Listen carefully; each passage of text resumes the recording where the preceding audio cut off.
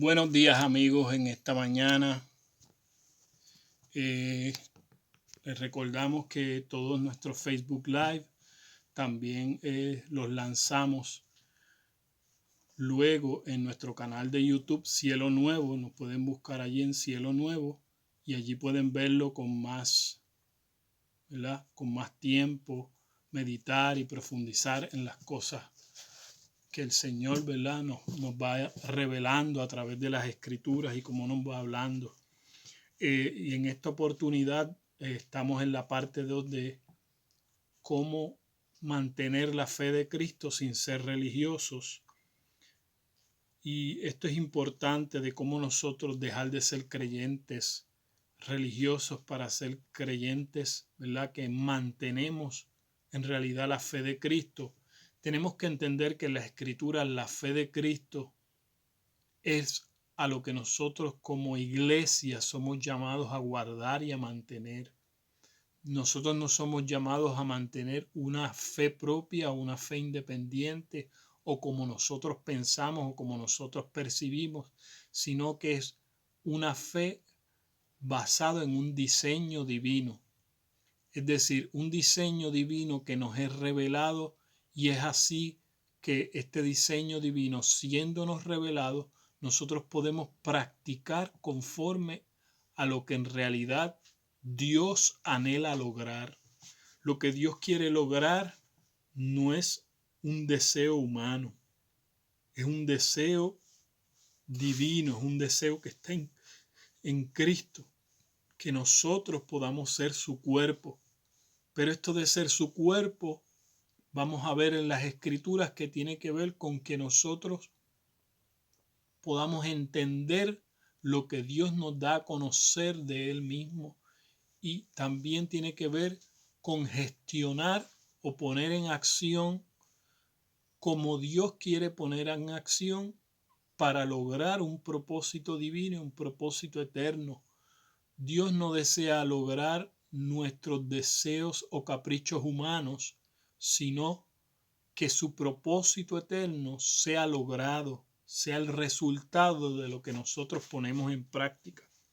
Si nosotros entendemos que ser una persona religiosa es hacer lo que otro hace sin saber, entonces vamos a entender que en Dios se trata de saber hacer, y que Dios nos arroja un conocimiento para que ese conocimiento sea practicado correctamente.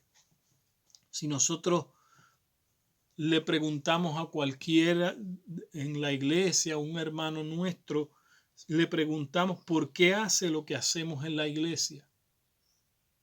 De esto, de lo que nosotros vamos a reflexionar y a entender en Dios, es lo que nos va a sacar a nosotros de hacer lo que hacemos de una forma religiosa y llevarnos a un hacer y a un quehacer divino para lograr un fruto de Dios.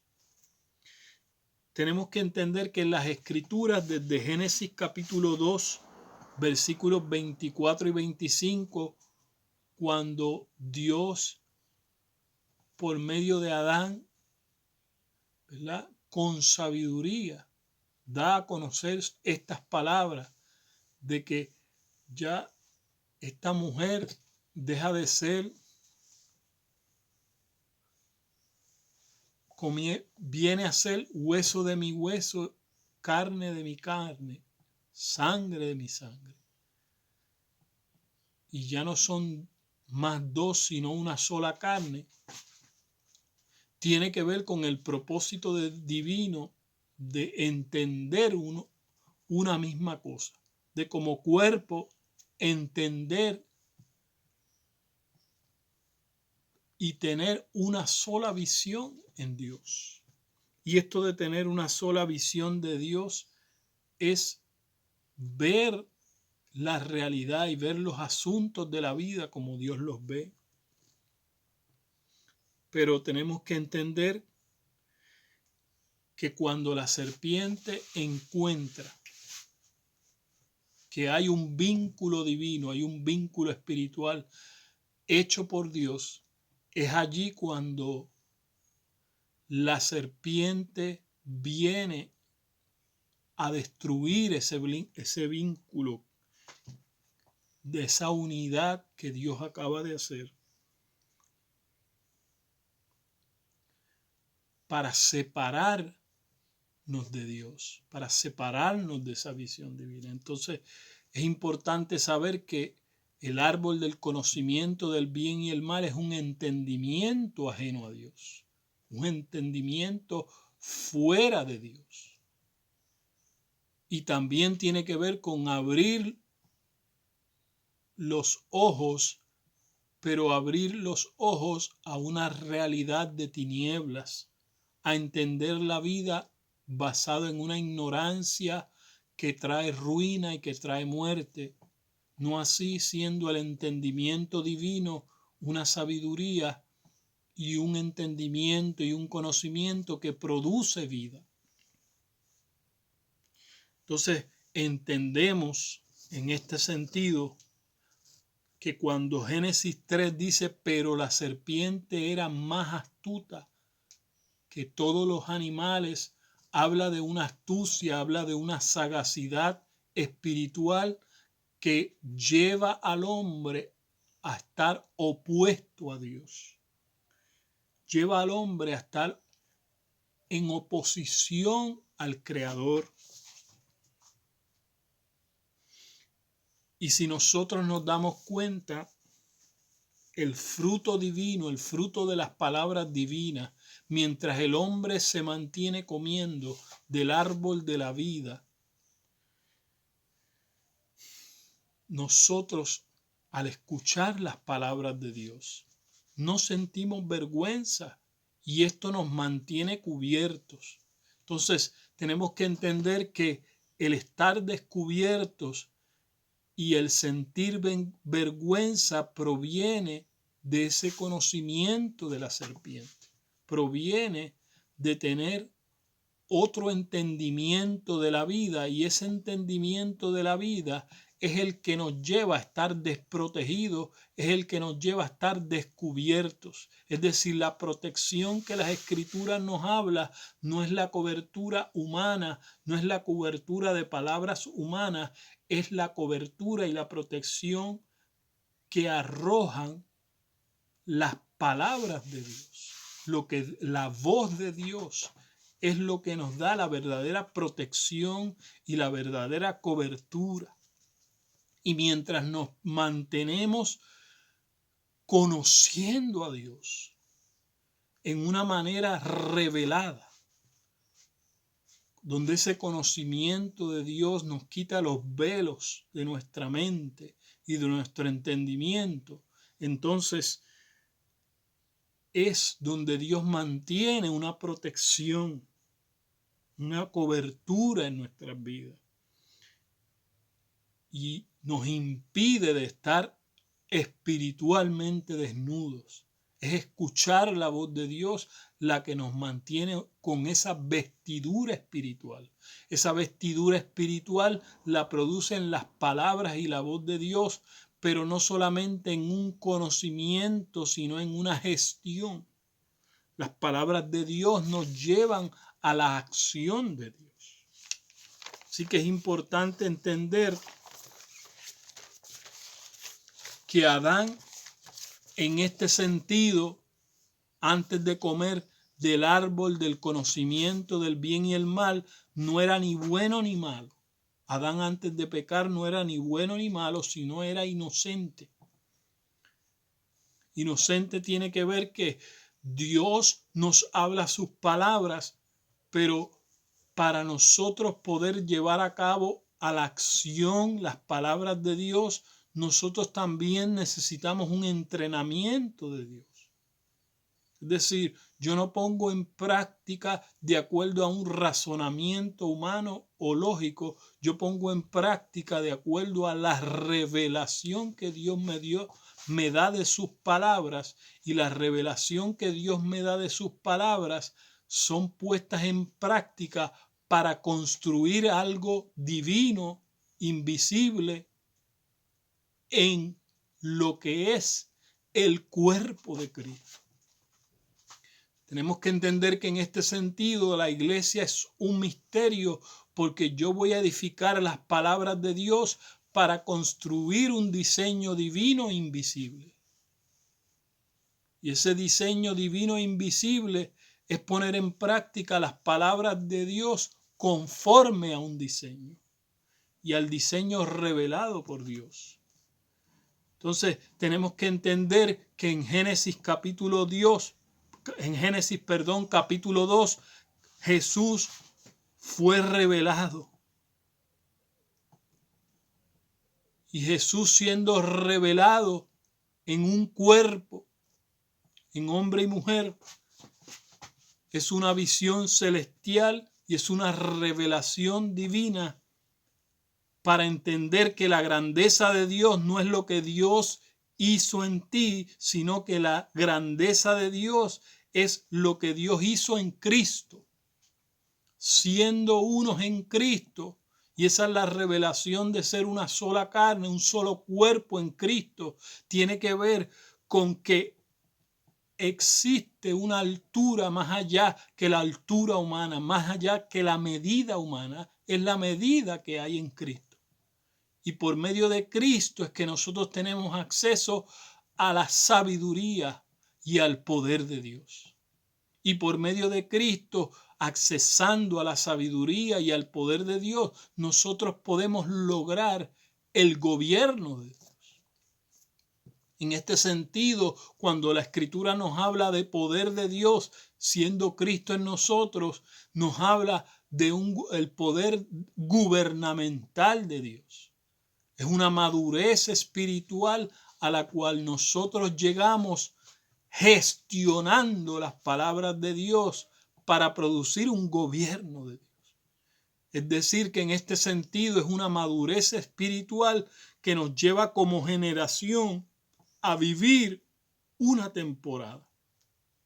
Y una temporada no es otra cosa que las palabras de Dios sean actualizadas. Una actualización de las palabras de Dios para que nos saque como generación de lo que nos lleva cautivos y de todos los problemas que no podemos resolver lejos de Dios. Tenemos que entender que en Dios solamente es que todos los problemas son resueltos en Dios. Pero los problemas resueltos en Dios demandan de que la sabiduría de Dios nos sea dada por medio de Cristo para exhibir, así como lo fue en Cristo Jesús, que Cristo despojó a los principados y a las potestades de toda su autoridad y devolvió la autoridad por medio de las palabras, para que las palabras en Dios produzcan la vida de Dios. Y es una gestión en el aspecto de crecer en nuestro hombre interior. Entonces, lo que nos tiene que asombrar de las palabras es Cristo mismo. Cristo como persona es lo que tiene que ser edificado en nosotros. Dios no está tan interesado en edificar cosas materiales en nosotros. Tenemos que entender que los milagros y las sanidades como poder, si no confirman la palabra de Dios, no son los milagros y los prodigios que nos llevan a la verdad de Dios. Note esto, en los postreros días se entregarán los hombres a doctrinas de demonios con todos prodigios mentirosos. Es decir, prodigios que no llevan a la verdad de Dios, que no nos llevan a Cristo, sino prodigios que nos llevan a una estabilidad de este mundo, en los placeres de este mundo, en lo material de este mundo. Fíjese que no necesariamente están diciendo a una teología equivocada, sino a experimentar una dimensión equivocada. El poder de Dios nos va a llevar a la madurez y a la verdad que está en Cristo para nosotros profundizar en el conocimiento del Hijo de Dios. Y para que en Cristo nosotros seamos formados no en algo, sino en alguien. Cristo no es una cosa, Cristo es una persona que tiene que ser formado en nosotros como el Hijo de Dios.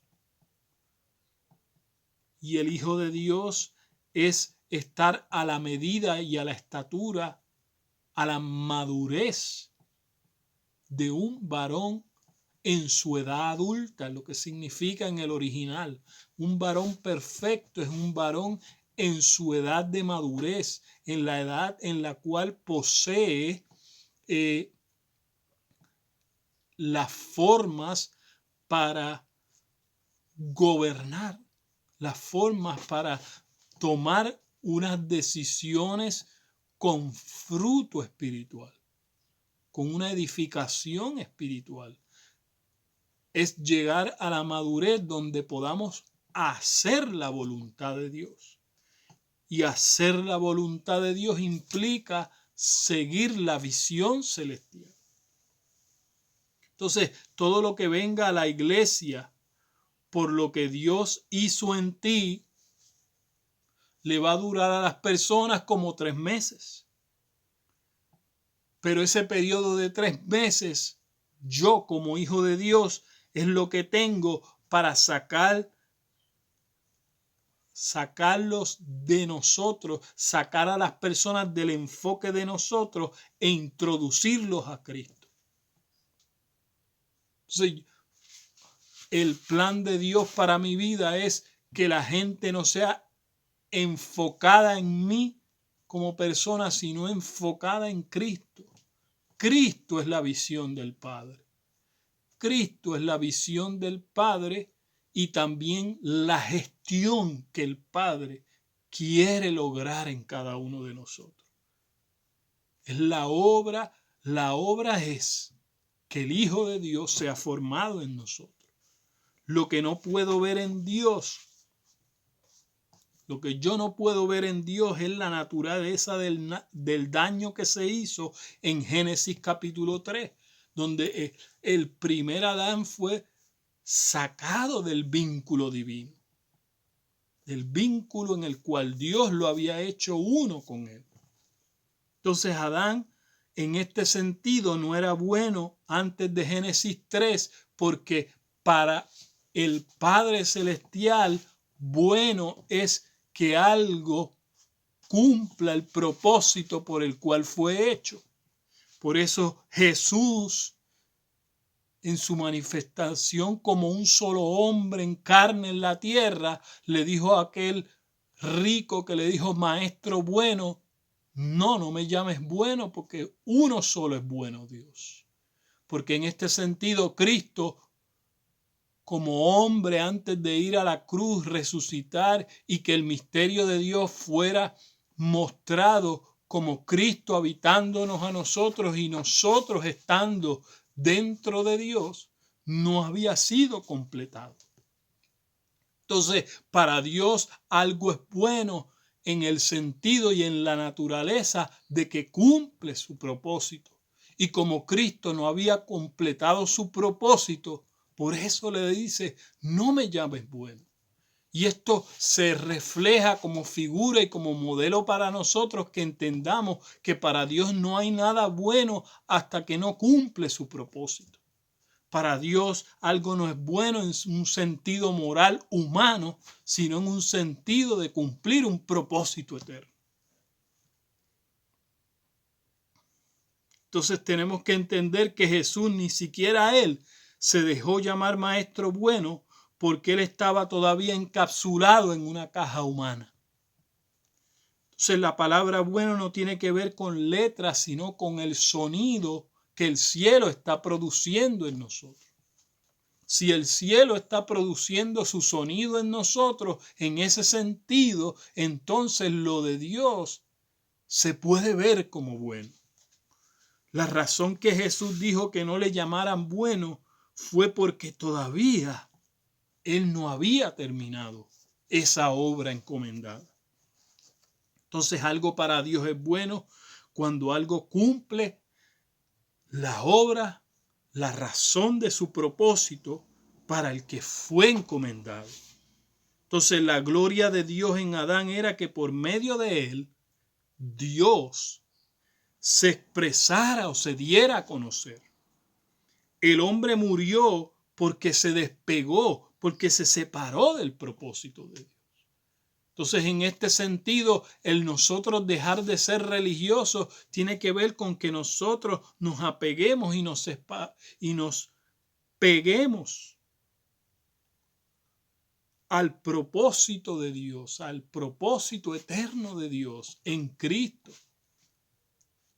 Por eso esto de que nosotros seamos sentados juntamente con Cristo en lugares celestiales nos habla de que nosotros nos paremos en la sabiduría de Dios para lograr un fruto divino, una gestión divina, una acción divina en que como generación Dios cumpla un propósito eterno.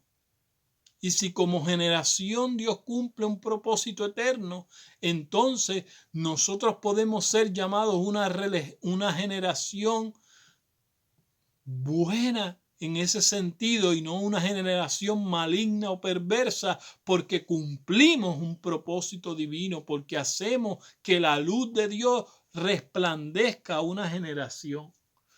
La luz de Dios, como la sabiduría de Dios, se dé a conocer. Y la sabiduría de Dios dada a conocer va a llevar a una generación a una gestión divina, al cumplimiento y a la terminación de una obra divina en ellos, que es Cristo en ellos, esperanza de gloria. ¿Por qué Cristo tiene que ser esperanza de gloria? Porque una generación tiene que ser sacada del propósito de ruina y de muerte que el sistema de este mundo quiere esclavizar a las personas hasta llevarla a la destrucción.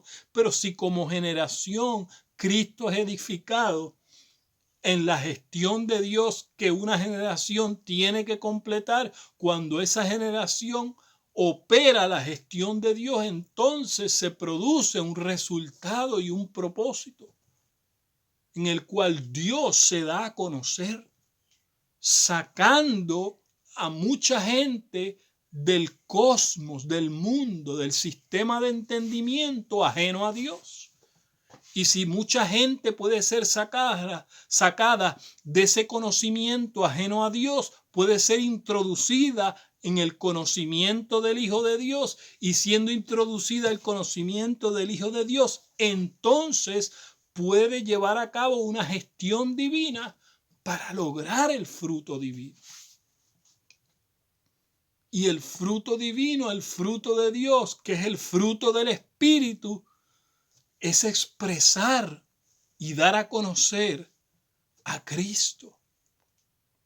Es representar a Dios correctamente aquí en la tierra.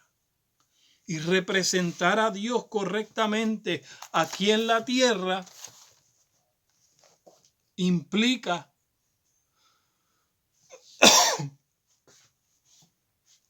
amados, que cuando hay calor, cuando se genera desgaste, entonces lo que genera desgaste se separa y se despega. Es decir, hay un fuego ajeno a Dios que lo que produce es un calor que causa desgaste. Y en este sentido es lo que la Escritura nos dice, que aunque este hombre exterior se va desgastando de día en día, hablando de ese primer Adán, el hombre exterior en la dimensión ajena a la vida de Dios, en el conocimiento opuesto a la vida de Dios, cuando la prioridad es una edificación externa, visible, religiosa, entonces hay desgaste, hay separación, se despega, pero en el propósito eterno, en la sangre, cuando fluye internamente en nosotros, es un volver a adherir al propósito eterno a las personas. No trayéndolo solamente a la congregación o a una reunión de personas, sino lograr que la gente sea sacada de sus problemas, de toda cautividad. Solo el conocimiento del Hijo de Dios es el que nos saca de toda cautividad. Hay cautividades que son repeticiones de daños y de hoyos que seguimos cayendo en la vida y continuamos cayendo en hoyos y en lugares y en dimensiones que se experimentan sin la vida de Dios, porque estamos ajenos al conocimiento del Hijo de Dios. Pero el conocimiento del Hijo de Dios es la sabiduría, es ver con los ojos de Dios, y cuando nosotros vemos con los ojos de Dios, podemos gestionar como Dios gestiona, y al gestionar como Dios gestiona, entonces somos sacados de los hoyos de nuestra vida, sacados de los problemas continuos. Entonces tenemos que entender que Adán, el primer hombre, debía probar la materia, pero no la probó, y en este sentido no era bueno. Pero Cristo aprobó la materia. El tiempo, escúcheme bien, el tiempo es el elemento oro de la vida espiritual. En el tiempo eterno que tú tienes que estar metido es en Cristo. Cristo es el kairos de Dios. Cristo es ese tiempo de eternidad en el cual tú eres introducido para producir la vida de Dios. Entonces tenemos que entender que en este sentido el engaño y la verdad son las realidades que se oponen para gobernar la vida humana. Son dos realidades en oposición. Y el engaño es ese conocimiento ajeno a Dios que me lleva a estar cautivo. Pero la verdad es ese conocimiento del Hijo de Dios que me lleva a la vida, me lleva a solucionar todo problema. Y solucionando todo problema por medio de Cristo, es que yo logro estar sentado juntamente con Cristo en lugares celestiales.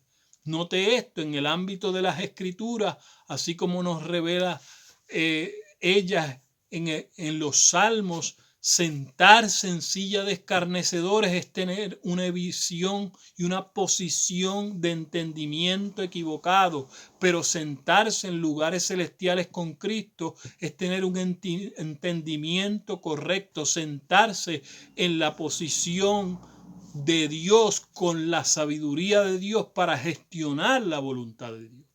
Pero si yo no gestiono la voluntad de Dios en este sentido, entonces estoy sentado en silla de escarnecedores en vez de estar sentado juntamente con Cristo.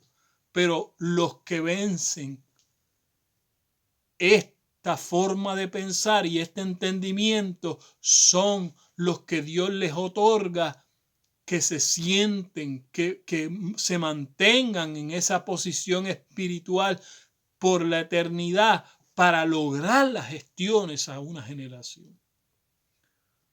Para que se sienten, dice, conmigo en el trono, y así como yo he vencido, me he sentado con mi Padre. Dios quiere lograr la voluntad del Padre. Dios quiere de que tú dejes de ser religioso, de tener un conocimiento opuesto a Dios, aún estando en las cosas de Dios, y te metas en el conocimiento revelado, que es el conocimiento del Hijo de Dios en la medida que te hace a ti formarte como un hijo de Dios para que tomes las decisiones de Dios. Y este es el poder de Dios que habla en esta porción de la Escritura que nos dice Cristo, sabiduría y poder de Dios. Poder para gobernar. Poder para que los seres humanos sean gobernados con la vida de Dios. De esto se trata todo. Que seamos poder, podamos ser gobernados por la vida de Dios para producir la gestión divina.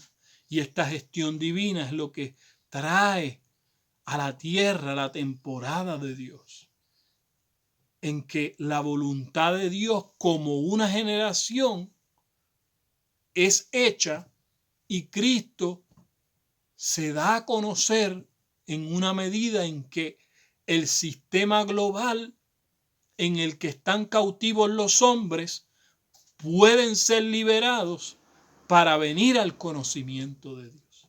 Pero esto Dios lo quiere lograr por medio de la iglesia como cuerpo, como una generación. Y si Dios lo puede hacer en la iglesia como cuerpo a nivel global, entonces una generación será testigo de la luz del Señor, testigo fiel y verdadero, donde los velos les son removidos para ver la verdad, y eso los saca de llevarlos a la ruina, a la destrucción, y por medio de Cristo llevarlos a la vida verdadera. Así que comparte esta palabra, haz que esta palabra corra, y también puedes entrar a nuestro canal de YouTube Cielo Nuevo